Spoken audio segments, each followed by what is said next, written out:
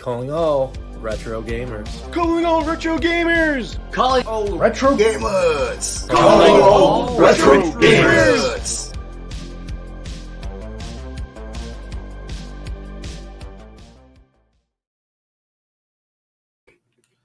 What is going on, everyone? It's Rich Hayward here from Bacon Ice Cream Productions, Team RTFC, and I'm here with Ed. RetroKillDashNine, what's going on? And it's another fine episode of Calling All Retro Gamers. A day late, but we are here. But not $1 short. Not $1 short. We got some stuff. We got some stuff going on today. We got some cool topics to talk about, and we even have some people in the chat. What's going on, Pete? What's up? What's going on? He's here. He's here. All right. He's first. Yep, he's in here first. Got Fan and Fiction in here too. What's going on, guys? How's it going? How's it going on this fine night? Brian F is here. Look at all this. Like, I guess it's like Friday night. What's going on? PJ Smith, what is up? How's it going? All right, awesome. So, like I said, we got all sorts of cool topics for you. We're going to be talking some Sega Mini 2. Whether or not we got one and why did we not get one or get one. I'm going to talk some Atari 50. The unfortunate tear shedding on the VCS side, but some silver linings and some awesome stuff that came out of a Discord chat that I was in yesterday. So I got some cool news from there. I didn't see really reported anywhere else. So we're just going to break that here because why not? We got a poll because we do have our community tab, which is awesome. That's pretty cool. So we're going to get into that poll action and then, do some chat Q&A and wrap this thing up. Not going to be too long. Of course, we got, we got the Evercast tomorrow. I've been getting over a massive illness that has KO'd me for the entire week. Pete would know something about that. As we've been like on the other side of the world in all sorts of trouble with colds and flus and all sorts of nonsense. But I appear to be on the other side. Oh man, Pete, you're still sick? Oh no. I mean, you can hear it. I still have a little something, and it's just got to get it out. But you sound a lot better than yesterday. When I called you, I was like, should I not have called? I'm feeling so much better. Yeah. I was like the last 4 days were absolutely brutal. Yeah. So it was not that great. He sounds so sexy in his videos. That's awesome. Oh man, that's crazy. Hey Francois, what's up, man? What's going on? Oh, he had the flu too. Like, I guess this is the week. I need to get my flu shot, y'all. Yeah, right. Go get something. Wrap yourself in a bubble. If you haven't gotten it yet, there's so many people I know that are like down from the count. Over at my job, I wasn't the only one out for like extended periods of time. We started out the week with like 3 administrators out at my job, and then I went out the next day. I was like, oh man, I'm so sorry, guys, but I can't. But anyway, so how's the week so far, man? How's it going? Whew, busy, work-wise busy, but I guess that's always that's always a good thing. Oh, so one unrelated fact, because I know you're also a big Weird Al fan, but I think this weekend we're gonna watch the new Weird Al movie. If you have, and you can watch it for free as long as it's not on an Apple device, any Android. Like if you have a Fire Stick, you just have to install the Roku channel. You gotta have the Roku app. Yeah, but not the stick, just the just the app. But yeah, you're right. Apple TV doesn't like that, and some other thing doesn't like it either. But if you have a TCL TV, you got a Roku built into that thing. That's a nice time. I thought it was great that Daniel Radcliffe stars in it. Like he looks like a young Weird Al, and yes, on Spotify because Weird Al also dropped like a new album, which is like from the movie. And the cool thing is he remastered like a lot of his popular songs for the movie, so I think it's kind of neat. Yeah. Of course, absolutely. I know where that fitting. Yeah, right. Yeah, we're talking Atari today. Come on. I was gonna say, fun fact: this 2600, this 2600 hat. Yes, it works for Atari 2600, but it's actually I got it years ago. Like over a decade ago for like the 2600 magazine, which is like named after Atari 2600s. Yeah. That's right. But anyways, yeah. So super excited about that. But just kind of interesting show. We've been dude, like Cathedral has been my life. That's all I have to say. Yeah, no, you've been talking about that all week long, as we were trying to set up like what's what's going on with what we're gonna do with cards. So here's a PSA. This like you were like, just Cathedral, let's go. Dude, if you don't have buy it on any console that you play. Mhm. Get Cathedral. It is like it's my favorite like Metroidvania. Like, I mean, that's high praise. It's not even that's like boom. It's like that's crazy. It's a game that I've been looking forward to for a while. And what's nice is like Owl's Awakening is also great, but it's kind of neat to be able to like switch back and forth between the two. But what's so neat though about Cathedral is they really captured the essence of like what it's like to make a modern like indie retro whatever whatever game. But yeah, I've just been playing that. So yeah, whatever system you have it on, get it. That one. And you know what though? Since you did bring up Evercade, $20 and you get a physical copy and you get both those games versus I know Cathedral is like 15.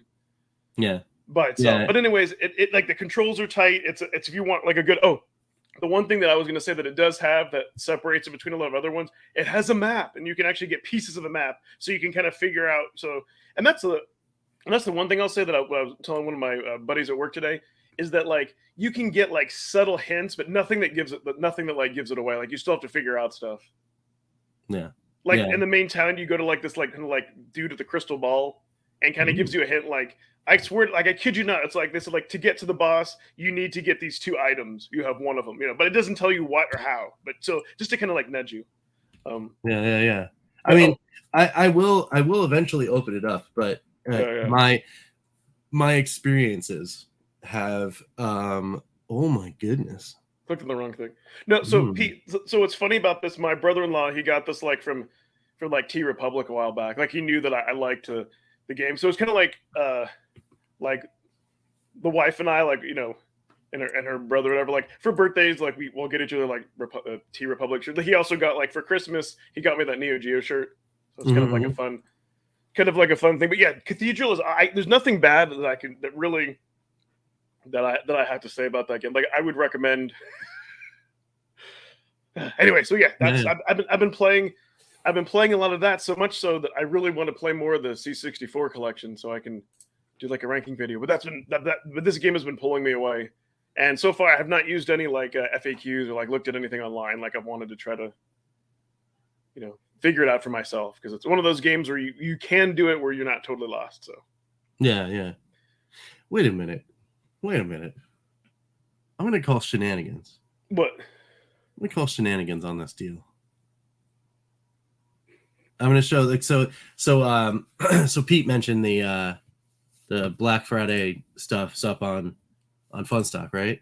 Yeah. So I was like, oh, let me check it out. Let me see what's going on, right? And it's misleading. I mean, at least to me. So here, I'm gonna show this real quick. Sure, right? sure. I mean, we'll probably do this on the Evercast too. But there it is.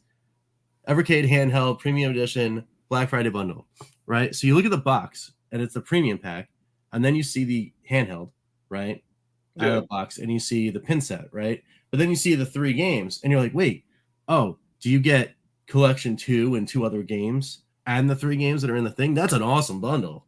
If you're talking like Black Friday pricing, you get 6 games. No, it's actually just the box with the 3 games that are outside that are showing you, those 3 games are in that box, and you get the pin set. But for $106.43, I could probably find a premium pack US without the pins for less than that. Funny that you say that, because I was like, what are the 3 games do you get in there plus those 3 games? Well, that's what I was saying, right? I read it like that. I was like, dude, that's that would pretty have been good. awesome. Actually, I would have been like, you know what? I don't need a 5th handheld, but I'll get one. At first, I read that Evercade handheld like black premium. I'm like, what? Wait, they re-released the original black one again? I don't know. I read that wrong at first. Yeah, if they did that, that would have been already. I wouldn't have shown that. I'd be like, nope, that's purchasing it first, and then I'll show you. Because that's the only one I don't have. It's the only one I don't have, and now it's like a thing. I just want it. But But I mean, it's still like, you know, you get a deal on the pins because I think the pins are like $20 or $15 or something like that. Really? If you get them for $6, I mean, it's not bad, but it's $99 for that premium at all, like regular. So it's like, okay. But when you buy it from stock, don't forget, it's not Data East you're getting Namco instead of Data East. So that's cool. Because you know, obviously, you know, I would pick, if I was to get a bundle, I would pick, you know, Namco over Data East. But I would pick Technos over either one of those for America anyway. Yeah, awesome. So anyway, that's that. That card has not left my hand. Yes. Yeah, I'm telling you, dude. You'll. Yeah, I mean, I can't wait. I can't wait to dig in. You know, and I know it's the thing. That'll be my third video. I knew people were dying to see like what my thoughts would be on C64, so I had to put that up. But what's even funny, because in that video I even talk about like, hey, since then I've been playing it and. Yeah. Oh no! Dan, your BS broke. Ah. It works. You know what though? The one cool thing too, and maybe I don't know if it's native, but you can play that in full screen on the purple handheld, like stretched, and it looks beautiful. Oh, that's true. Yeah, that's true. Yeah. And so we can talk more about this on Evercast. But I never knew. Like sometimes I would see like posts on Discord saying, "Hey, we use like that Evercade uses nearest neighbor filtering versus like bilinear." What I never knew what that meant. Hey, Lloyd. Yeah. Hey Lloyd. When you go into Cathedral, go under options. By default, it's set to nearest neighbor. Change it to bilinear or whatever, and you'll see that like nearest neighbor like it looks so much better. And that's why I've heard like Ryan say before, like on Discord, how like the Evercade filtering is like really good. Anyways, going off on a tangent, but now I kind of know like that they have some secret sauce. It's all good. It's all good. But yeah, been doing that. Actually, surprisingly, I haven't touched Vampire Survivor. Oh, I will say now, Slay the Spire is on sale for like $10. I think it's normally a $24 game. It's a roguelike card game. I love that. I jump in and out. That's very cool. Yeah, that's anything else. And then I found a long lost game that, cause I knew there was like a Robotron-ish type game, and I wanted to try out my 360 whatever official license that controller I was showing before I started. I wanted to try the Twin Sticks and Monsters with an exclamation point. I might have to find it or share it. That game, it's kind of like a Robotron, but you have like one life. And I remember I bought it like a long time ago for like $1. Need to find, but I couldn't remember what it, because I was like doing a search in my library, like Robotron. I can't. Really, Steam.com doesn't exist. Need to find it. Just to show Monsters exclamation point. Huh? This is not in the. Well, that's weird. What's that? Huh. I wonder. Hold on a second. I wonder if it's one of those things where one of those games that maybe you can't buy anymore. I know it was like, I can't remember the name of it, but I know I got it from like a bundle or something along. Maybe I bought it for 99.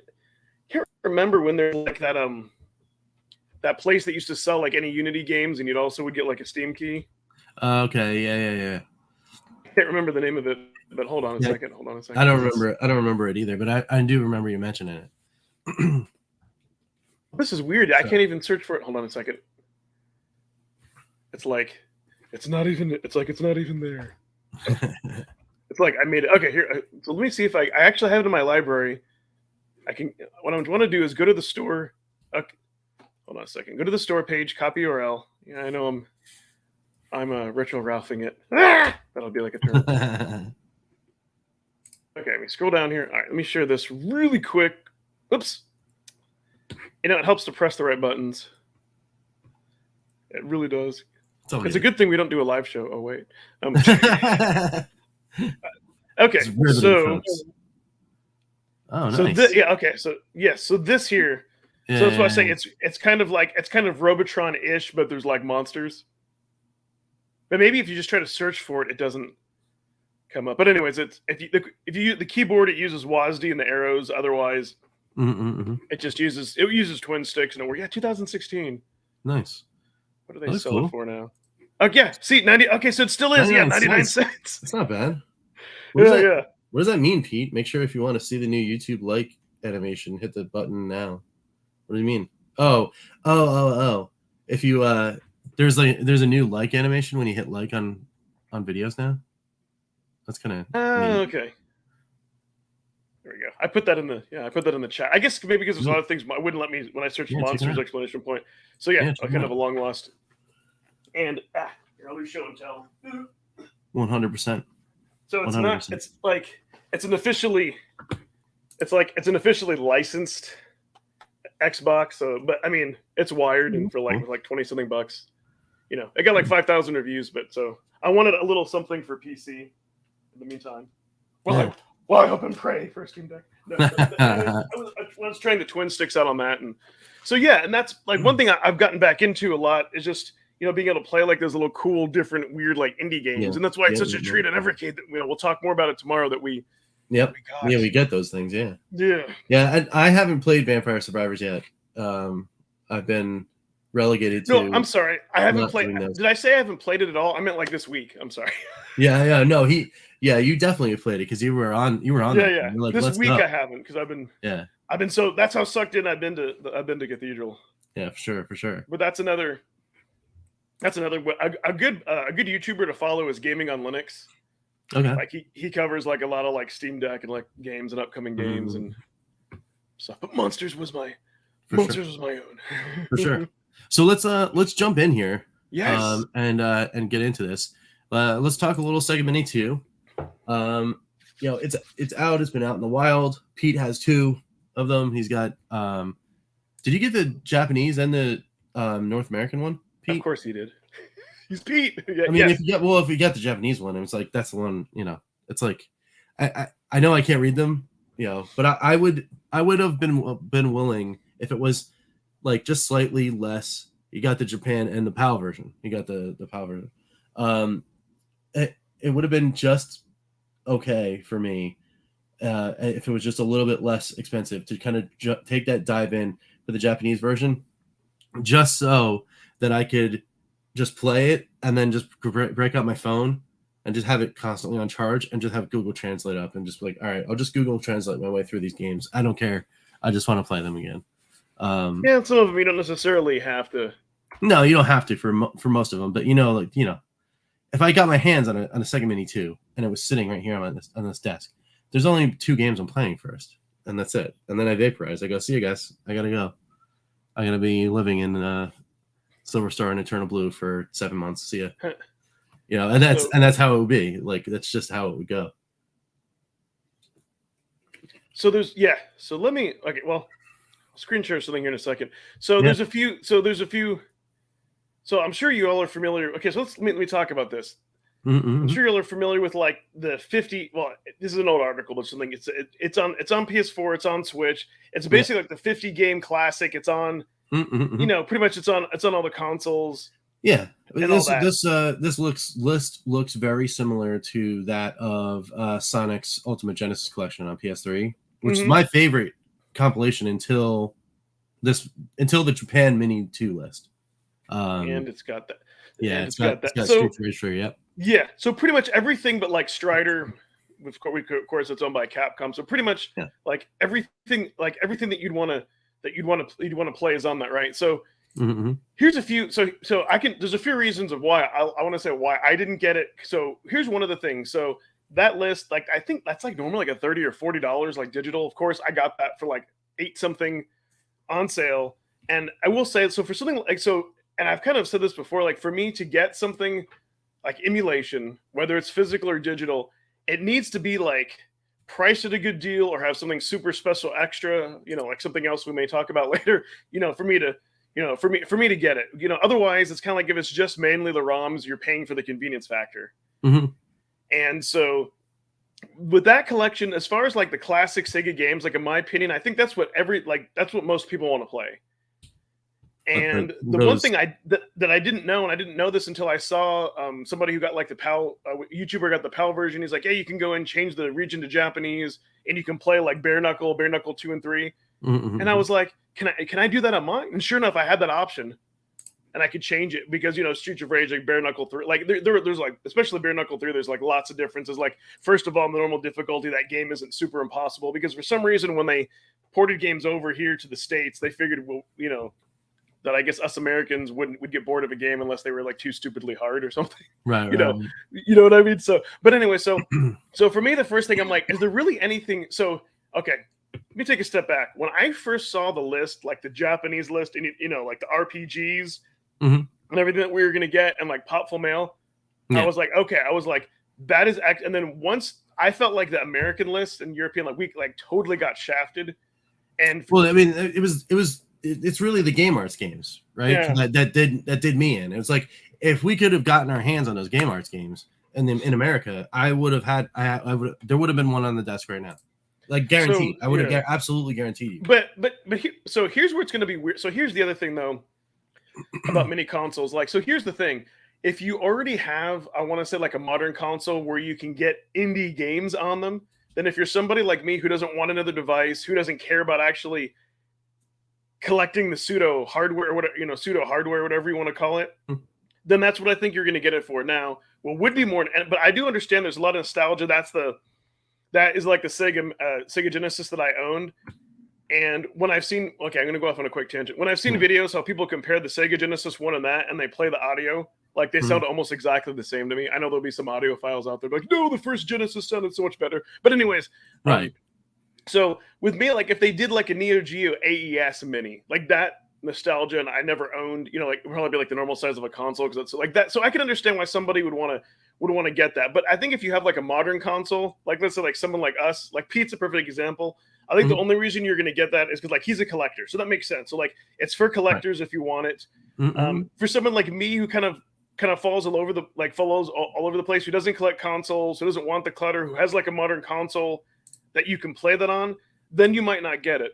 Who else I think it's great for is, let's say you have a family who maybe like they don't have like maybe they don't have like any consoles, or maybe that you can't afford something. I think it's like for that family, like, oh, I want to rediscover Sega. I want my kids. Like, I think that's awesome. Yeah. To have it for that. But for me though, the value would have been like, I love Genesis, but that's been done so many times, and I feel like Genesis is easier to get. Like, if it was just Mega Drive, if it was just Master System, if it was like Saturn or Dreamcast, I think that I think especially since like those other mini consoles hadn't been done before, and then on top of that you have to pay $100 plus another $15. It was kind of like the price and then the games. I mean, that was kind of the other thing too. Like, I honestly think that the first selection, or like the games that I had off the PS, like I like that selection of games better. And what we got in the US, I was like, we can't play Popful Mail, we can't play any of those cool RPGs. Yeah, I mean, I think really the thing for me about the Sega Mini, and then if we're gonna say like, oh, hey, who do you think it would be for or not? I think these minis, they're for like the, I don't know, that friend you had that kind of fell off gaming after school, after high school. Like, they stopped playing, they completely forgot about the entire generation. All of the generations that came, from 32-bit up, they just stopped playing. But they remember, like late nights sitting down, chips and soda, just like playing all night long or whatever. And that you put that under the tree, right? Exactly. And they open it up. Oh man, I remember these. And it's plug and play. You got the HDMI, you get the thing, whatever. It's and that's that you get a nice little nostalgia hit, and then they're for the people that they don't know about Evercade, they don't know about anything like that. They don't even want to get into something that they would have to collect. They just know that they were the Sega fan, right? So you get them, and then the Nintendo fan, you get them the SNES Mini, right? And you get whatever. And then I think too, it's for people who don't have like a Nintendo Switch, because if they have a Switch, they probably have that subscription and they have most of those games. You know what I mean? Like, there's some niche games on there that I think, like Space Harrier 2, yeah, that's cool and all.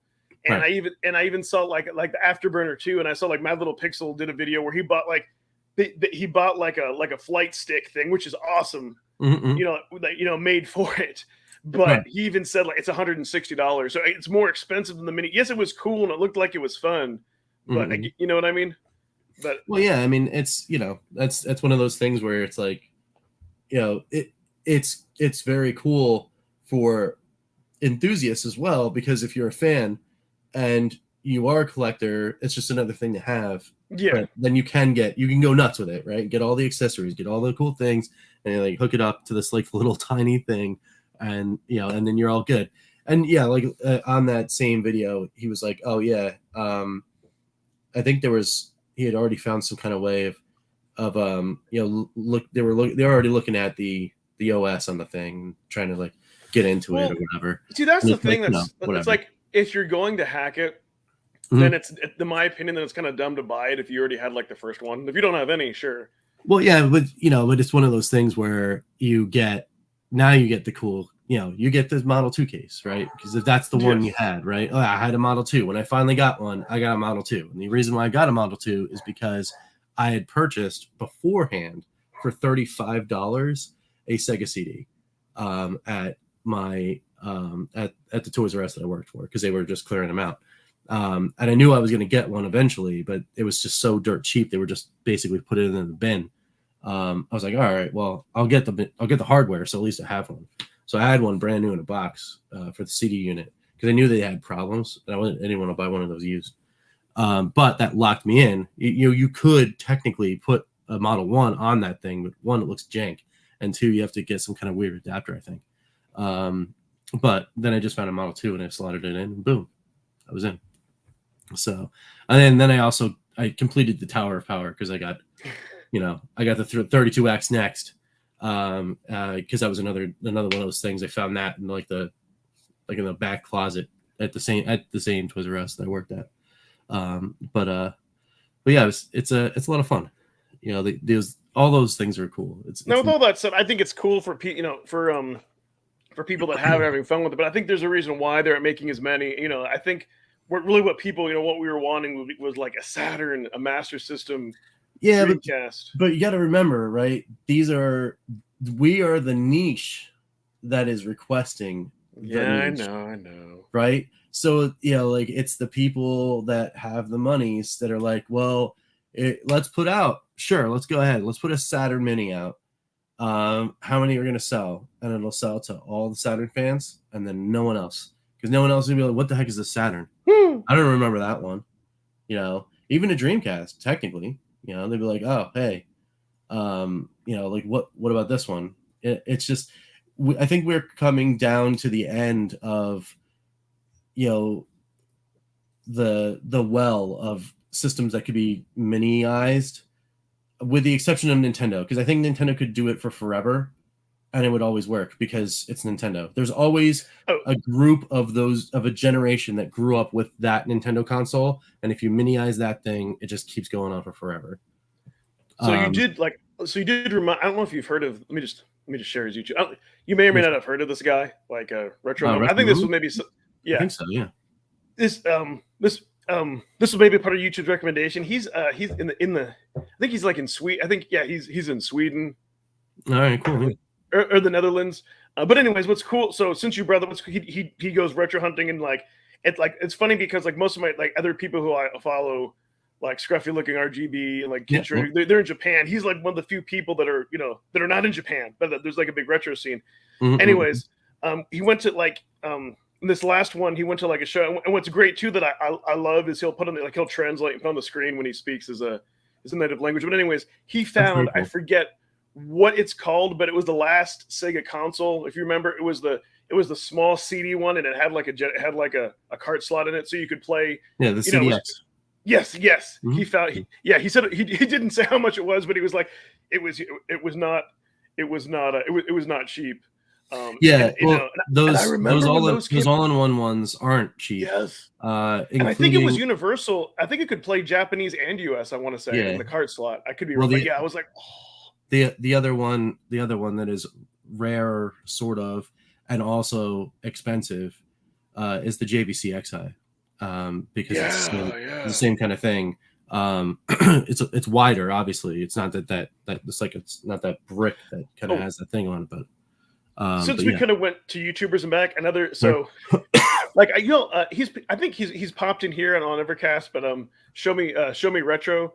Mm-hmm. He's been here. What's great about him, he's one of these YouTubers who's brutally honest, but he does things like very constructively, and he doesn't do it just to get drama. And he made a video that said like why I don't make like a arcade 1-up content anymore. And it's just you just kind of have to check it out. But what made me think of that is some things like the mini consoles. I think maybe the reason I haven't pulled on the trigger yet, kind of the same reason arcade 1-up is they always seem to make a mistake, or they can't get something right. Like this last, like I said, like the games list, like that put me off. Yeah, Arcade One Up, the controls, I don't know, or just kind of similar, like you shouldn't have to mod something. I don't know, but I think it's great for people who have it. For me, it's always a thing. Like, do I want to have another device? Again, every arcade doesn't take up that much space, although it's kind of starting to. But yeah, well, the collection is starting to grow, right? By the time we get halfway through next year, I'm gonna have to find another way. Game Boy Advance is just I'm gonna have to put like a shelf, and then I have another shelf. Ooh. So here's what makes me angry. Nintendo, I love you, but I know why I think you'll never do any type of mini GBA, because in your mind, you think that it's competing and it'll take away business from the Switch. But I could guarantee you, if you just like re-release some type of like Game Boy, mini Game Boy GBA, but like don't make a tiny screen, like don't make it smaller than this. Well, what if it would sell out like hotcakes. I mean that. So let me throw this out here. Yeah. Right. As a revision, right? What if they went back to the virtual console? Well, right. Let's just say that they do that, right? Because technically they have that with the Switch Online and all that kind of stuff, right? But just let's say that they go back to sort of like a virtual console thing, right? What if they did like a Switch Micro? Right, where it basically was a Game Boy Advance SP in all but name, and instead of instead of the regular hardware for the Switch, they make a modified PCB that basically plays the emulation stuff that it can, and they make it all for emulating on the handheld or whatever. Oh. Instead of like just creating why don't we just re-release our handhelds? Like, okay, you could, but if it's in because then what do? Do you have it with a cartridge slot, or you just have it because if you're doing built-ins, then here's the problem. Now you're collecting handhelds just to get different games on them. Exactly. Well, the problem is, don't forget, they killed the 3DS store, and I feel like if they're I love that idea. They should tap into that, but then Nintendo will be like, well, it's competing with their current virtual console, and then what if they kill that store? You know what I mean? What's going on, Chris? And what is the Watara Mini? Yeah, no kidding. I'm gonna look that up while we're doing we're on the Watara Mini. Huh? But there could also be another reason why, because there's the market is flooded with so many handhelds, so many maybe they don't want to get into that space. Open source flashcard for the Watara Mini. I don't know. Watara Supervision. Not exactly sure what this is, but there's like a multi-cart for it. Is it like a portable Apple IIe? Because if that's a thing, then yes, let's go. Because that would be kind of cool. The Watara was a obscure console I had. Okay, cool. Yeah, I mean I love all that stuff, especially when it's like, oh yeah, I want this thing, and you're like, I have no idea what that is, and it's like, let's go. It was a joke saying I wanted a video console no one knows. I mean, you know what though? Well, why not? Yeah, no kidding. That's a conversation, people. What is that? Oh, that's awesome. Fairchild Channel F Mini. Not with those controllers. No. Mini-eyes the controller, and there's like that stick with the button on it, and you're like you just like break it in half trying to use the thing. Oh man, that'd be hilarious. But yeah, I mean, I think wrapping up this particular topic, it's for fans, and then like we said, it's for the nostalgia. Yeah, it's for the nostalgia people. Or for collecting. Yeah, see, that's what's weird, because I would consider myself like a big Sega fan, but that just I guess that doesn't hit like that doesn't hit the nostalgia like for me. I think it would be interesting. Like as far as that, I don't know. I can't necessarily get into the mini outside of getting spoiled with that Japanese list and then learning it. I was never gonna get it. That, You know, like dude, that's the thing that hurts. It's like that hurt. That you can, like they put the Game Arts games on them. They put them on them, and then you're like, oh, everyone outside of Japan doesn't get it, and it's like flip table. Like, all right, fine, I'm done with you. that's kind of how I felt, to be honest. All right, I'll go back waiting for my Polymega then, because that's the and then only it was thing like, I don't care. I was like, fine then. I was like, oh, like you can change the region there. Oh, I can change the region on my Sega collection. I can play Bare Knuckle 3. So meh. Yeah, that's exactly how I felt. You know, that's where I'm at with that. But I mean, but hey, but more power to everyone else, right? There's tons of Sega fans who are gonna go nuts for this thing. It's gonna be under a lot of trees, and then it's gonna make a lot of people happy. And who, why not? That's because that's where we're all about. So, but anyway, let me go on here. Let's go into our slide into our next topic, which is, of course, Atari 50. So if you guys had some VCSs, and some of the people I think in this chat actually do have a VCS, and they were waiting for Atari 50 and got the sad face news that they can't get Atari 50 today. Sad face, tears. However, there's some silver linings. There's some silver linings here. Let me just go in here. And I got some notes on my phone.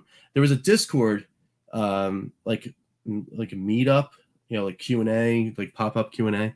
And it was just about an hour after they made the announcement yesterday morning, and I just so happened to be up, locked to my couch, still feeling a little under that weather, but I put the headphones on, I put up my notes app, and I started taking a whole bunch of notes. First things first, for Atari VCS owners, when Atari 50 finally drops in the Atari VCS store, guys, look at this. Listen, if you guys are going to get this on Atari VCS, for the first 24 hours, there's going to be a $10 discount on the game as a mea culpa. So for 24 hours, as soon as you hear, oh, hey, it's up on the store, go get it, then those 24 hours, the game will be $10 off. That's pretty huge, because it'll be $30. I think the digital is $30. So then it winds up being $20. So like just grab it. And if not, because I bought it on Switch physical today for $40. So I think it's 40 for physical, it's $29.99 for digital, but on VCS it would have been $29.99 for digital, but $10 off makes it $19.99. Well, dude, Steam wants $39.99 for a digital copy. Oh well, I mean that's weird, because I bought my physical for $39.99. That doesn't make any sense at all. Yeah. But anyway, but that's cool though. If you get it for $20. Yeah. Either way though, like the $10 off is huge. It's either 25% off or 30% off. Either way you work it. I mean, that's a significant discount as a mea culpa. So like, good on Atari for getting up on that. Getting to the fans right away within hours. Because Atari has been iffy on the communication front sometimes. Sometimes they're getting it out right away. Sometimes it takes a couple days. The store thing 2 weeks ago wasn't necessarily their fault, but they didn't really have they didn't come out right away and were like, hey guys, this is what's happening. It was like a day or two later, and then people get mad and all that. It's the internet, so whatever. I can. So let me ask you this, Rich. Yeah. When you get it, because it's kind of like a documentary. You can play games. Are you going to go through it, like watch all the videos, look at all, like go through and get like 100% content? Because that would be that would be awesome. We're gonna get into that, because like I said, I did wind up, through the power of my awesome wife, I did wind up with a copy of Atari 50 on Switch physical today. And it's in this Switch right now. It's in right here. It's in this guy right here. So that's going to get turned on, and we're going to show you some stuff in a little bit. But let me get through this, the news part for VCS stuff and general things. But let me get through this stuff. No leaderboards for Atari 50, which was kind of a sad face. A lot of people were hoping that was going to come in and an update. But the design team decided that they didn't want to do that because, one, it would have forced them to make a leaderboard system, like an online leaderboard system, for every one of those games. And there's over 150 of them on the collection. So like that would have been a ginormous task. And it would have likely also made the product more expensive. So maybe that's one of those things. And I bet it would have delayed it too. And yes, we would have certainly delayed the release. It wouldn't have been coming out this year if they were trying to do leaderboards. But there was a confirmation. It's no leaderboards. It's kind of a bummer, but that's okay. And then the other things that were specifically related to Atari 50, before I spin off into some cool VCS related news. The last one was on the VCS. This is something that people want to know about in case they don't have external hard drives or hard drives that are secondary for their VCS. The Atari VCS version of Atari 50 is clocking in about 12 gigs in the current build. So at 12 gigs at the current build, they're trying to get it down to like 8 or 9 before release, which is in parity to what the Switch is reporting what it is, because it says it needs like 8 or 9 gigs. But you've got to remember, if it's 12 gigs, or say they get it down to 10, right?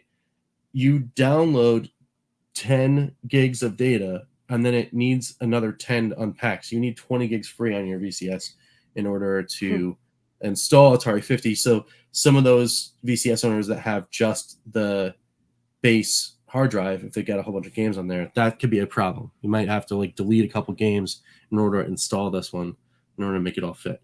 Just to put it out there for those Steam, folks. Yeah, I got you. Yeah, Steam needs about 8 gigs of space. Yeah. So yeah, just putting it out because that's pretty huge for a game. Now a lot of people is like, oh, whatever. It's 8 gig on a PS5. It's nothing. Like on a Xbox, it's nothing. Who cares? But specifically on a VCS, that could mean you can't install the game when you try to download it. So you got to make sure. And yeah, 100%. It's a lot of video in there, and that's what it is. It's all the assets. It's the interviews. It's the extra special cool things that are inside of like the menu system and all that kind of stuff. It's all that stuff. All those art assets are the big thing. The high res scans of like the manuals and the boxes and stuff like that are in there. All that stuff costs in data. So just a quick. Dude, that's awesome. Yeah. Just a quick housekeeping. Hey Nick, and we usually start around 9-ish, 9:15, 9:10, somewhere around there. But usually also on a Thursday, and it's every other Thursday. We're here on a Friday because life. So then just a little bit of very cool VCS news real quick. A new recharge title is about to be announced. It will be in what they are calling Series 2. So there is actually a Series 1 and a Series 2 of the recharge titles, and the title that's going to be announced and released will be the final release in Series 2, and it should drop by the end of this year. So there's another recharge title coming. So we had Missile Command Recharge drop. We had Yara's Return, or Yara's Revenge, or well, I guess just Yara's Recharged is what it's actually called. And then what the heck was the other one? What was the first one in Series? Black Widow? No, that was in the first set. Oh. I forget which one it was, but there is one. But so that means that was 4 for year 2022. So that means we could be getting 4 recharge games every year. And they said they're not done. They're just not the last.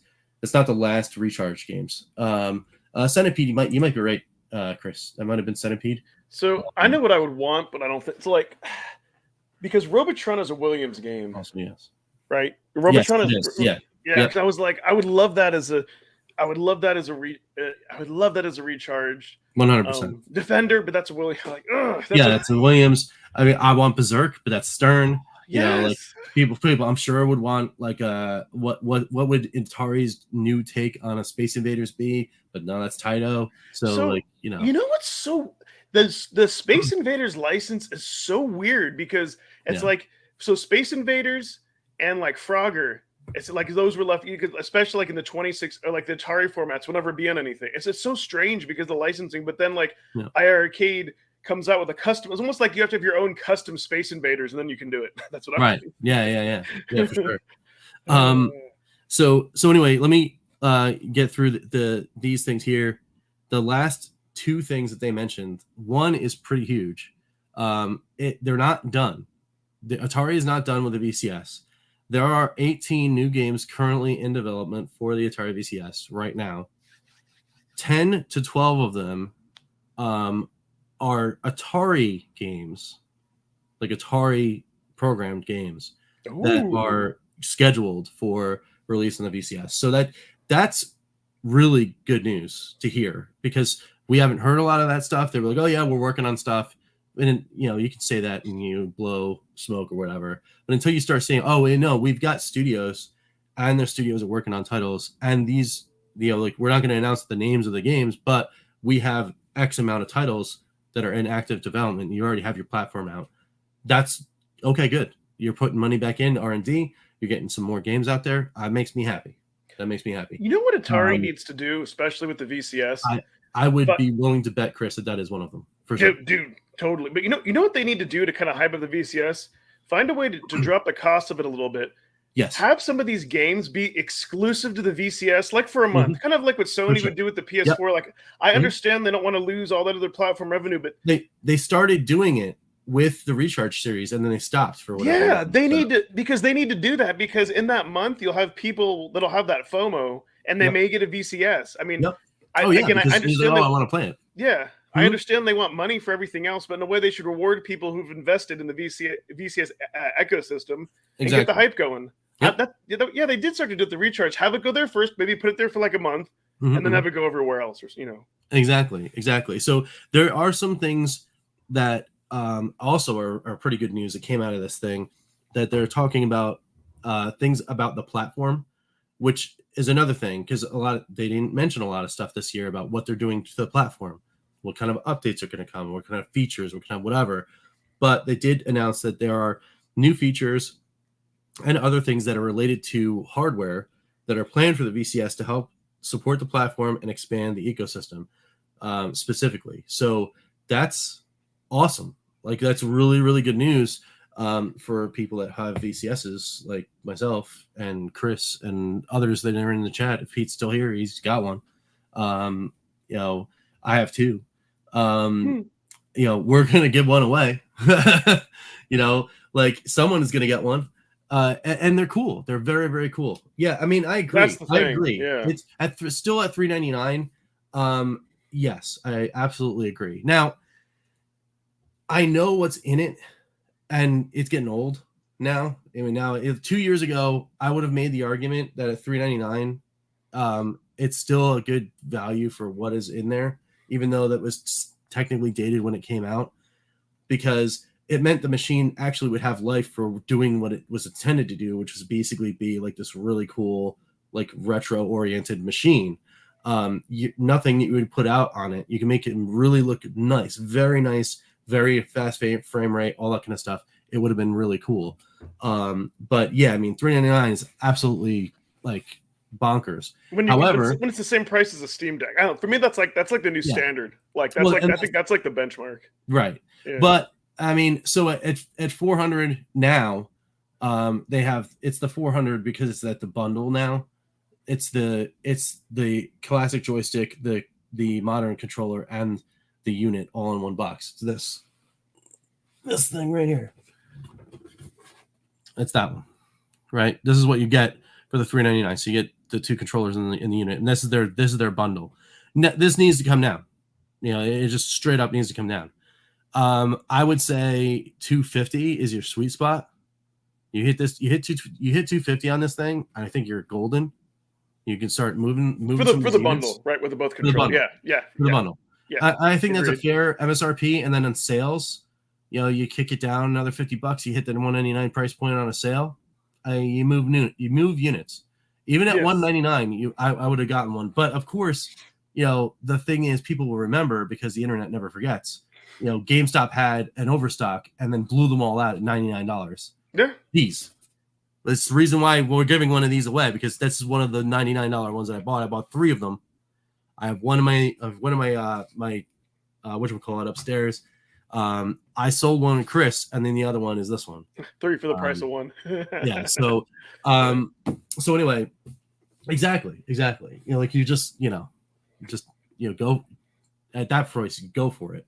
But yeah, I mean, at 400, it's like, come on, it's crazy. But the good news is, for those that already did do that, they already had it, that did the Indiegogo thing, all those people, we're sitting around now going, all right, well, I have this thing. What's Atari going to give me? They're going to give us at least some more games and some more features in the next year, and it's not going to be just over.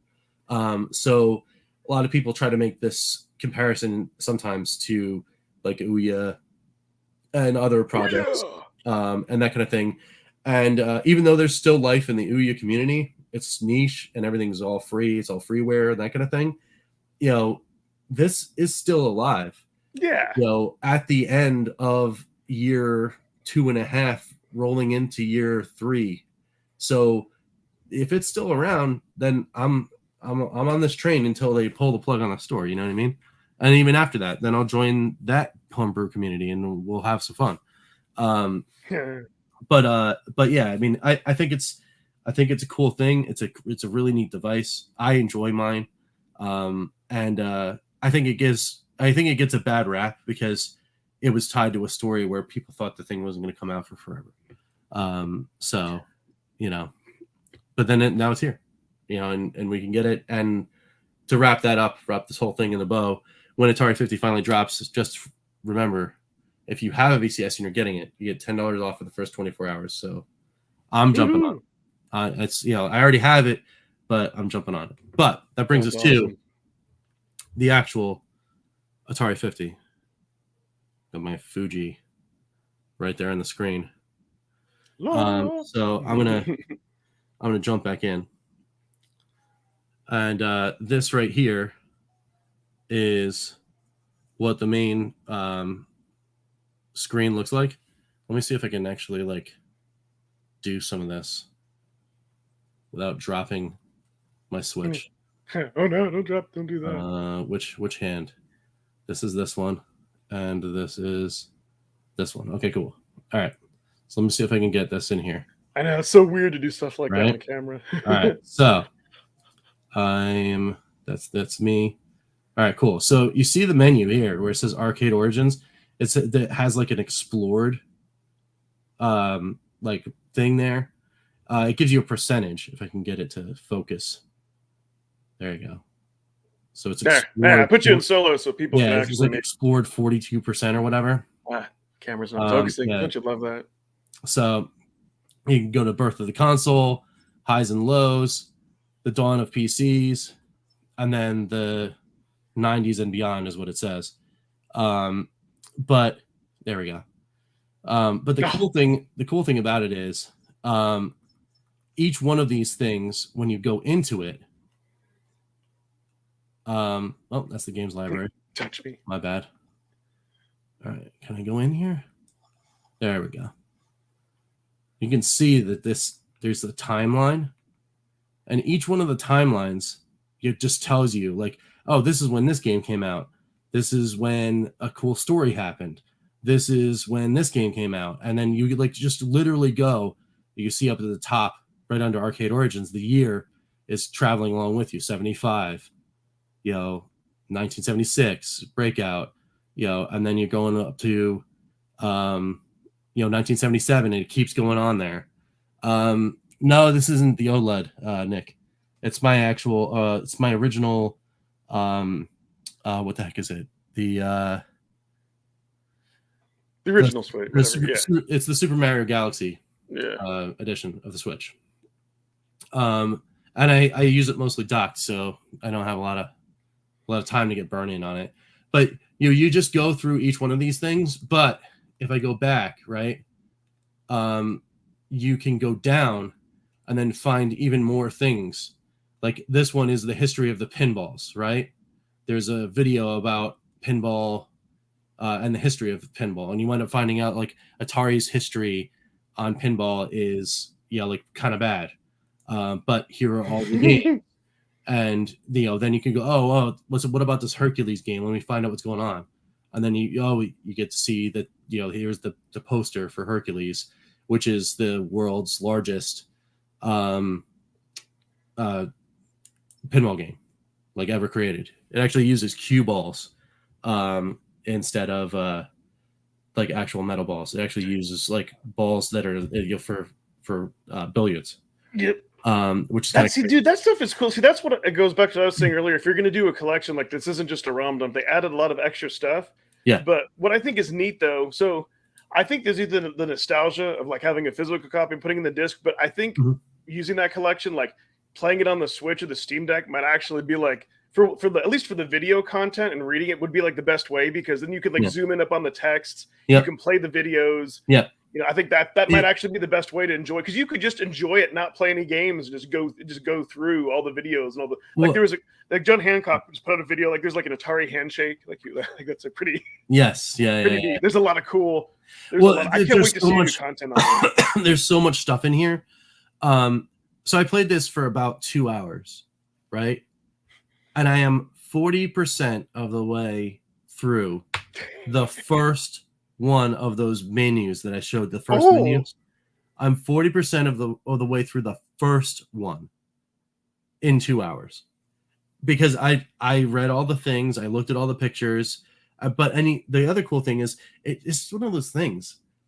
It's because you're on the timeline, it goes, well, here's Pong, and not only in that same menu do you get like, oh, this is the history of Pong, but embedded in the menu is a button that goes play.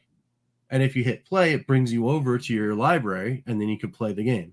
Yeah. You play the game, you go back out to the timeline, and you can continue your journey along the timeline, reading along as if you were going on a museum tour, and this is your guide. Yes. Right? So, dude, this is your handheld guide through the Atari Museum. And Rich, to be honest with this, so let's say well done. If you had this up on the family TV, like I'm sure like your kids or your wife would be looking at you cross-eyed, like, like, hey, we want to, so that's kind of the other thing. Like, I know I would like bore my wife to death. So that's kind of the other thing. Like, I think you want like being able, like, you could do it on your screen, but then you're tied to your desk. But I think having it on set up a handheld is great, because you can kind of geek over it and take your time in private, not have the eyeballs of the family. Right. Yeah. I mean, so I think that's what I'm waiting for too. Some of that stuff, some of that stuff's a little dry. Yeah. And some of that stuff is actually like not safe for young ones. Oh, so it's got a T rating for a reason. Like one of the topics is like, did they do drugs at Atari? Oh. And it's a video. And when you go into the video, you see, it's not just like one person telling you the anecdote. It's like 7 different people that worked at Atari: Howard Scott Warshaw and David Crane and the vice president, one of the co-founders. The other co-founder wasn't Nolan Bushnell. Wade Rosen is the current CEO. Every single one of these people is like, oh, here's a little anecdote about this, or like Wade is like, oh, I wasn't there because I'm 20, but but here's what I heard. And then he would say something, and then in the interview, one of the other people that was there was like, yeah, that didn't happen. Or in the case of like, did they do stuff at the office? David Crane was like, nah, that didn't happen in my office. Yeah. And then like the next thing is, this is like, it's Howard Scott Warshaw. And he's like, yeah, David was in a different building. We totally did that stuff. And it's like, that's great though. They got like a lot of the ex-employees to go. People used to work for Atari. Yeah, and they put together this nice bundle, and that they not only the games, but they made it. I think honestly, Atari could have put something out and not even have had all the games on it, and just made this an interactive documentary. And they couldn't have charged $40, but it still would have been awesome. So the fact that they did all this, because something like the Cowabunga collection, the Sonic collection. I mean, those, like, yes, they have like, so let me put it this way. I don't really care much about like scanned instruction booklets and things, as opposed to the physical. But Right. so that doesn't do it for me. What's unique, like things like a rare like poster, like that's cool. Like the Well, Atari yeah, hand, like that inside stuff that you can't find easily anywhere else. That's and video, like that's so. And plus they have like a remake of games. They give you a bunch of other classic. Like they did it right for this type of collection, which is surprising coming from Atari. Yeah. Well, no, 100%. Like this here, right, is a scan of the original advertisement for Pong. So like, That's awesome. So and this doesn't exist anywhere else except for in the offices over at Atari, because Nolan pulled it out of his drawer and then they scanned it. And that's how they got access to this. Like, see, that's what I'm talking. Like the stuff that I want to see in this kind of stuff. Yeah, and it's like they went. Here. It's like, you know what? Do I dare say stuff. To release this, they kind of went back to being the old Atari, and they probably got to these guys saying, "Hey, we want to do some interviews.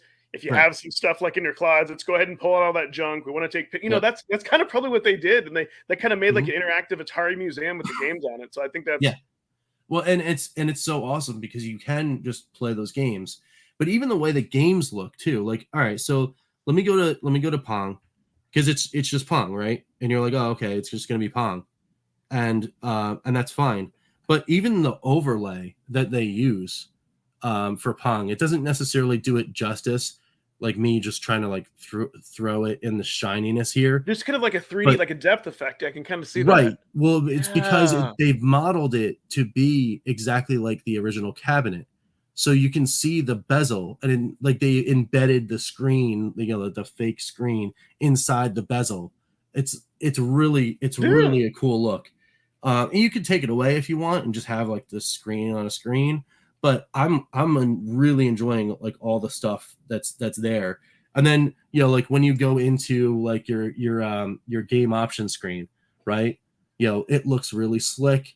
You've got like really cool, like you've got other controls and options. You can do screen modes. You can do filters. You can turn the borders on and off. And on most of these games, you have all these options. Now, some of them you don't. Some of them you do. Some of the arcade games you want to have, like a little more control, like sensitivity or something like that. You want to be able to set that.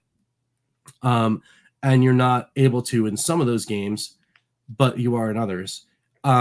It's just a great package, to be honest. It's just really cool.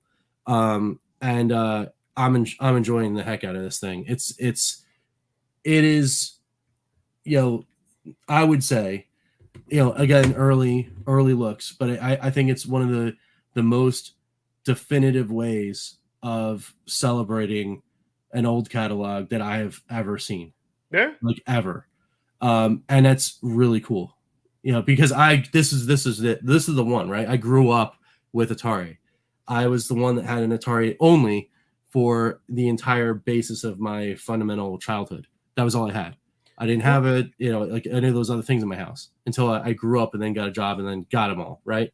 And it's so cool to be like, oh, I can go back in time, all these things I missed, all these stories or whatever.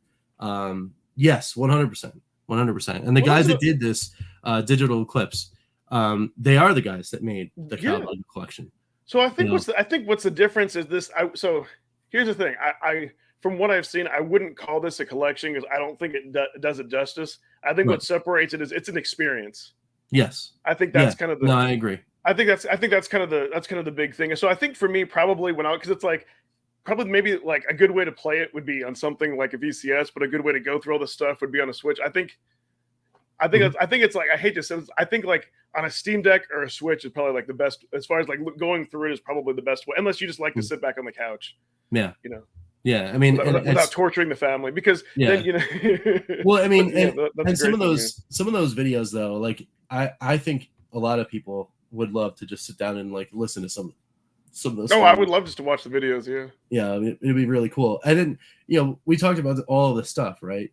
And I didn't mention one of the other main reasons why I even got Atari 50 in the first place, and it's the fact that this collection has the first ever software-based emulator that is functional for Jaguar in a commercial way. Yeah, that's right. Like you can play Jaguar games on your Switch, on your Xbox, on your PlayStation, on your Atari VCS soon.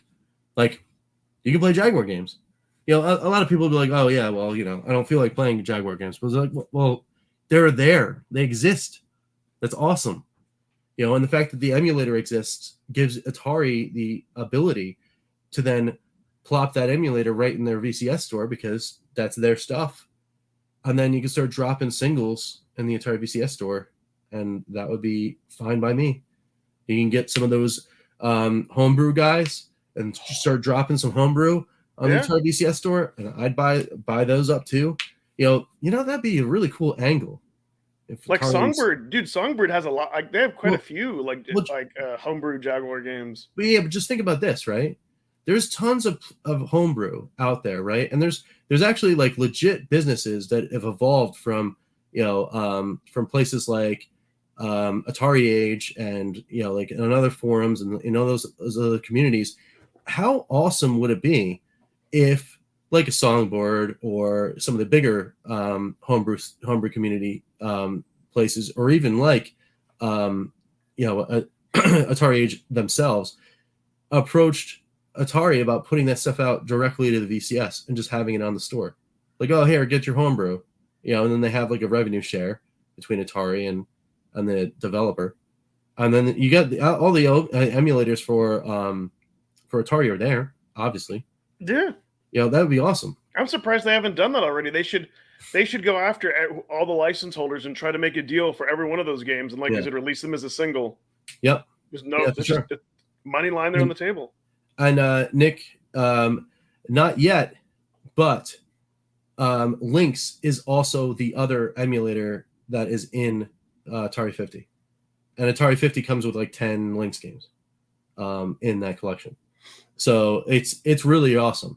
And outside of the Evercade, I would imagine that the VCS will wind up being a new home where you can get cool Lynx stuff now that the emulator is going to be available and programmed for the VCS hardware itself because of this collection. I'm thinking this collection opens doors for a lot of things that they didn't think were going to happen and now can. So do you think Digital Eclipse owns? Do you think they own the license to that Jaguar emulator? I think. Well, yeah. A Digital Eclipse employee wrote it. He was actually on Twitter. It's like, hey, I'm the guy, So they work for Digital Eclipse, but there's no way that as a part of this deal, Atari wouldn't have said like, hey, well, you got it to work because we were giving you, parts of the kernel and like stuff that we had because they were. Well, that's what I'm wondering. Like, could Blaze just be like, to swoop in and get it? Oh, well, could they be like, hey, we've acquired the license to these Jaguar games, and then the Digital Eclipse will be like, hold on, hey, Big Brother Atari. Well, they'll do it, but they want too much. Fine. Okay, we got a deal. but that's what I'm getting at. Like, does this open the doors now to other companies? Could we even start to see like put it this way, if they like just to get a taste, like if they just like dropped maybe something like Tempest 2000, like I would probably like that because I would like that would probably be like an instant buy on my PS4 because that it's funny because like John Hancock said, some people might buy this collection just for that, and I was like, dude, that looks like a really cool, weird 3D neat version. I'm like, I want to try that. Oh yeah. Well, I mean, there are 2 versions of Tempest already on the VCS. But yeah, I mean, 4000 actually hit. It was like 2-3 months ago. But yeah, I mean, getting 2000 would be great too, for sure. And it's in the collection, so yeah. So 100%. But yeah, this sets the standard. Like you said, the only thing that's missing is it'd be way too much to be leaderboards, but all this other stuff like makes up for it, Right. And 100%. But it's really good. I mean, again, first impression, I didn't go through all the things. I didn't even play any of the Jaguar or the Lynx games, so I don't know what emulation is. Oh, I also didn't even touch on the fact that, by the way, also in the same collection, they reimagined like 7 or 8 games, and they're all in there. And you got your Haunted House. Yeah, I played. There's Haunted House reimagined. I didn't get to play that yet. There's a game called Vector Sector. That game is awesome. That is so cool because it basically amalgamizes 3 different or 4 different games that were vector graphic games. So it starts out with asteroids. So you're like the asteroids guy. and it turns it into a twin stick shooter. So it plays like Super Stardust, which is crazy good for me because I loved Stardust. I loved that game. So you play until you beat a level, you beat a wave. And as soon as you beat that wave, then the ship turns itself like till like it, you know, it's like this. And then it starts falling, and then the screen pans out, and it winds up being, oh, now you're in Lunar Lander. So as soon as it doesn't even, there's no fade or anything. It just turns, and then the camera zooms out, and now you're playing Lunar Lander, and you got to land the ship that was just the guy you were doing the asteroid stuff with. And then after it falls and lands, you get the land, and then it zooms out this way from the mountain that you just, you know, or the moon or whatever you just landed on, and then your guy's following you, and then it kind of curves like this, and then it becomes, I forget exactly which one it is. Is it Major Havoc? The game that it's like you have to like go through like the different like vector tunnels. You know, it's kind of like a racing game. Yeah, it's like a racing game with shooting elements. Yeah. But then you go through there, and then I think there's something else, but that one is a little hard because it's very fast, and I'm not good with the twitching anymore. But yeah, it's really, really cool. And then Yars, that rematch. And then the Yars, Yars is on there. Like there's so much stuff. There's a Quadra Tank, which is a 4-player tank, 4-player combat, but it's like different. There's also different rules. There's a Neo Breakout is what they call it. And that one's weird. It's like a versus. Well, there is a versus mode. Yeah. If you want to do 2-player, but the first player one, you play original Breakout for 1 level. You clear that level, it breaks. It says like you're breaking the time barrier or something like that, and your paddle just goes off into space. And then it comes back down, and then you're playing another, like, so it's all flat 2D, right? Then all of the bricks are 3D now, and you go through a level that way. And I think it gets even more crazy, but I died because I didn't get to the, like, it. Once you start seeing like how the bricks, like, they float at your screen, so it's like, it's weird. But that was quite cool. The only thing that was a little weird for me though in Quadra Tank is the controls. It actually is traditional tank controls, so you use the thumbsticks to move up and down. But double forward, double back, and you have to like start like messing with your head as to like where you're gonna turn. It's great if you have a fixed position on your tank, because then you can like you know where the treads, you can instinctively tell the treads where you want them to go. But since it's isometric, it's really hard for me to like kind of get my mind around. Like if the tank is up in the top left-hand corner, like to be able to turn, I have to like know that, oh wait, I have to actually push up on the right stick and down on the left stick in order to turn the right way so I can move. And it gets annoying. But so you know what would be the perfect excuse? It's like my kid's too old now, but like you know, when your kids start to get like into like, you know, elementary school or something. So like the first time they have to do like a report or some type of history, be like, you know, here, pop this in, and they can like watch all the videos and they can play all the games, and then you can monopolize the family right? TV, and then they'll like it too because they have to play the game to understand it, and you get to watch the videos and all that. Yeah. No, that'd be cool. So I do want to show. I know this has been awesome. I think we've talked. For me, it's going to be a buy at some point. Maybe if we have like another like, you know, long stretch between every kid cards. But I think it's definitely great seeing all the stuff and kind of we talk about. I know I'm going to live vicariously through you and kind of see it.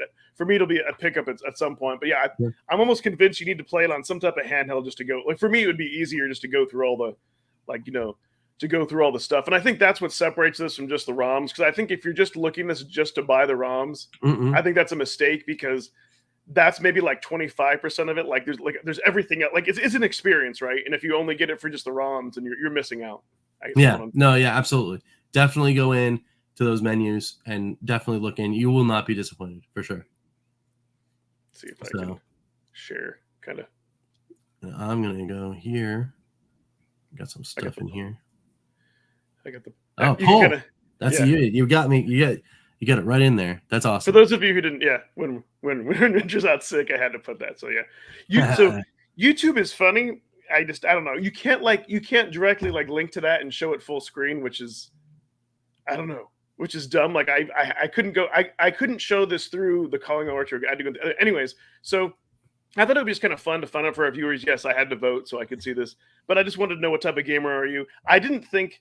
Well, 6%. Some people put 100% because at first, no, we had 18 votes, which I think is incredible. No one picked that, so I was kind of surprised. This I expected to be the most popular, but 83%. No one's 100% a AAA gamer. I didn't think no one's 100% an indie gamer.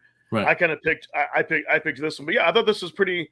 I thought this was pretty cool. So it looks like our audience, or those who vote, at least, it's a mix of modern and retro games. So I thought that was. Yep. Yeah, I'm in that group too, actually.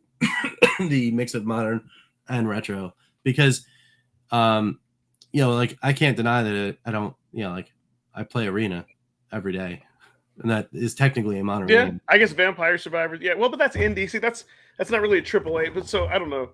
It's what did I word that? So here's the thing. I put a mix of modern and retro games on purpose. Like I didn't want to say like AAA because that's subjective. So this kind of, like you said, that's technically true. Like I don't know if Magic isn't really a AAA because you don't have like Michael Bay type graphics, but it is a modern game. So I think that's why I did that.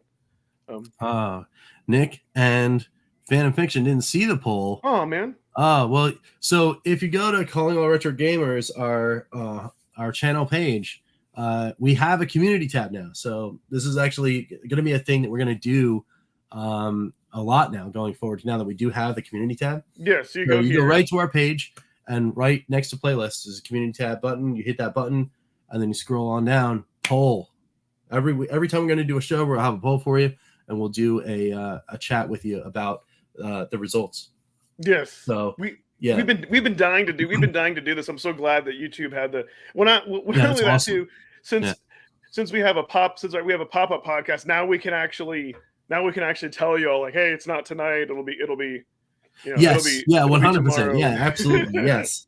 It's that'll be the place for channel news to go. That isn't like Twitter or whatever. And sometimes I'll actually like repeat or take a screenshot or something like that, and share it out that way too. But yeah, make sure you're hitting up that community tab because we want to hang out with you guys. And that's awesome. It's very, very cool. So, speaking of milestones too. Yeah, just voted better late than never. Yeah, man. Yeah, throw it on in there. But yeah, speaking of milestones, besides the fact that we hit 125, which is awesome, here on Calling a Retro Gamer. So thank you so much for everybody who's hitting those buttons and the likes and all that stuff. And we keep on doing that. We'll keep on growing. As I've been shaking off the rust over on the bacon ice cream side of things, you know what I found out? The last Evercast was episode 500 of the channel. Oh, wow. So there was 500 videos that were released as of the week of the Evercast that was last. That's pretty crazy. Like, dude, that's awesome. Wow. So we're at 502 now because I've uploaded things in the background, and even if you upload them, if they're unlisted or whatever, they still count. So, the number's a little off, but the Evercast technically was the 500th episode, which was awesome. Dude, that is awesome. So, yeah, I'm really happy about that. Hopefully it'll be even more cool things happening soon, because we're hovering at that 970 number. Yes. Also. So I want to share something real quick. I can't share it with the music because we'll get a copyright strike. But it'll give you an incentive to go over to my channel. How's it going? Because things overlap. So with this, I don't know. I'm really I don't know this. So this, I'm surprised this nearly has like 2K views. I don't know. I had a lot of fun putting together this little like mini. Let me just hit play again. Just kind of imagine I'm unstoppable. I'm unstoppable. I'm unstoppable. See there, you kind of get the idea. Yeah. But I don't know. It's just kind of a weird thing that I cut together. And 50 likes. No. And then it goes back. But it's funny though because this is made up of like 10 or maybe like all these are like just like different cuts together.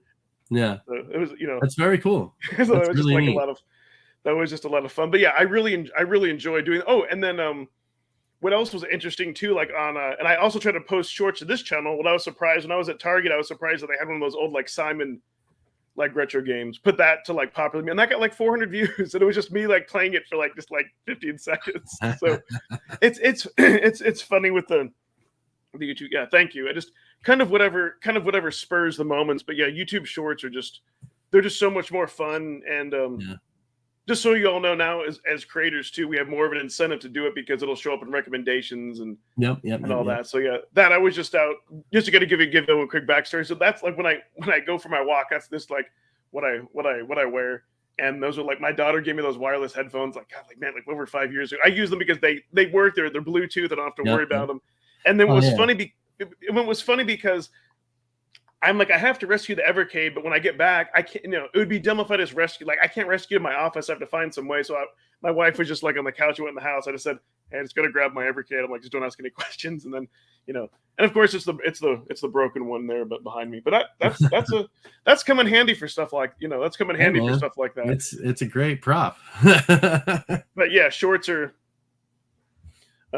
fun, and all I'll say is that like Rich's next video, it's gonna be amazing. He showed me a little bit of it. Not gonna say anything about it, but like the intro, yeah, you got some like white bat audio going. That's all I'm gonna say.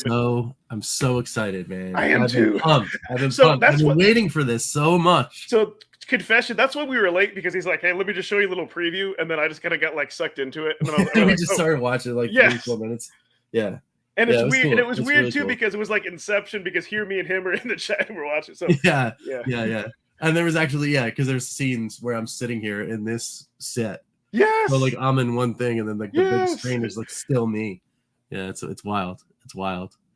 So, hey, what's going on, DJC? What's up? I'm at a bonfire. Yeah, that's great. That's awesome, that's an awesome way to cap off the night, sir. With a nice little bonfire. That is amazing stuff. And if anyone who doesn't know who DJC is, get over there and check out his silliness. It's amazing. It's the best. And thanks, man. Yeah, hit that like, hit it. It's all good. Oh, so do you want to I think we can tell. So you all know we have like a phone number down there, but I think we realize like some of y'all are located outside the US. That's right. Yeah. And we obviously we do expense. We found out the Evercade hotline, so I think what we're gonna do. We found this other service where you can just like record it on your phone. It's URL based and. Yep. Yeah. So I think we're gonna start playing around with that too. So we'll do that.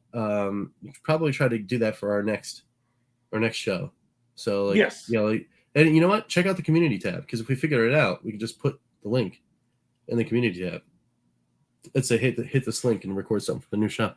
Yeah, definitely. Yeah, pay attention to that, because not that we use Twitter as much, but even I find on my own personal channel, the community tab is so much better because we want to target you all. Yep. Well, yeah, it's a one-stop shop to like check and hang out and all that kind of stuff. So.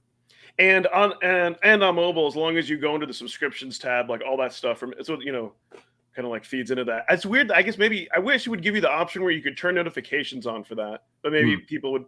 I don't know why YouTube doesn't do that. Maybe they feel like it'd be overwhelming. So so that'll be coming. That'll be fun. And if anybody has an idea of a poll that they'd like to see, let us know. Hit us up. Hit us up too on. Yep. Hit us up actually in the comments of the previous poll. That'd be great. Yeah. And then we'll just go there and then look. I was gonna say, where should they hit us up at? Yeah. So, but anyway. It's pushing 11 over here, so I gotta head out because I gotta sleep so we can wake up and do all this all again tomorrow. And talk about some cool stuff on the Evercast. The Evercast, it's a little let on news. There's some cool like little nuggets here and there. I forget what it was. I sent myself a link to remind myself, but I can't remember what it is. We'll talk about that, and then we'll talk about some other stuff. There's a little chat Q&A and that kind of thing. It's probably gonna be a nice hangout stuff. I don't know if we're going to get into Morph Cat, but maybe. It's probably not. So we have to say that we're not, because that's funny, because every time we say that we do, it's like it's just never happened. So I didn't put it in the title, so it's not like if it happens, then hooray, then we get to talk about some Morph Cat. But yeah. So anyway, that's all I got for right now. And if you guys are hanging out with us tomorrow, then we'll see you tomorrow on the Evercast over on the bacon ice cream side of things. Of course, thanks so much for watching. Have a good night, guys. Oh, you know what? No, but I can't believe. So nobody did this. RetroKillDashNine. I can't believe nobody summoned me. So I had to Yeah, do that. nobody hit you. Nobody hit you No. up. That's because Ian wasn't Right. here. That's it. That's it. Well, I don't know. Somebody will get you tomorrow. That's for sure. You won't escape. But all right, guys. Thanks so much for watching, and we'll catch you later. Bye-bye. See you guys. Calling all retro gamers. This concludes our broadcast day. Click.